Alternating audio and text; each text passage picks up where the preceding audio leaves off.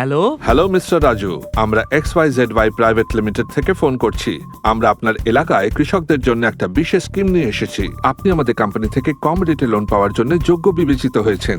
ও আচ্ছা, তাহলে তো খুব উপকার হয়। তা অফারটা কি? আমরা 5 লক্ষ টাকা পর্যন্ত বিশেষ লোন অফার করছি মাত্র 3% ইন্টারেস্টে। লোনটা পেতে হলে আপনাকে নিজের ব্যাংক অ্যাকাউন্ট ডিটেলস আর আধার ডিটেলস দিতে হবে ভেরিফিকেশনের জন্য।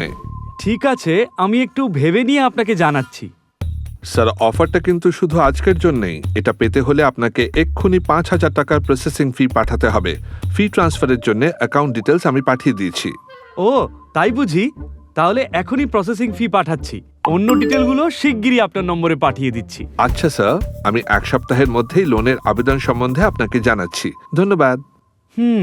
ওই লোন দেওয়া লোকটার থেকে কোনো খবর তো এলো না।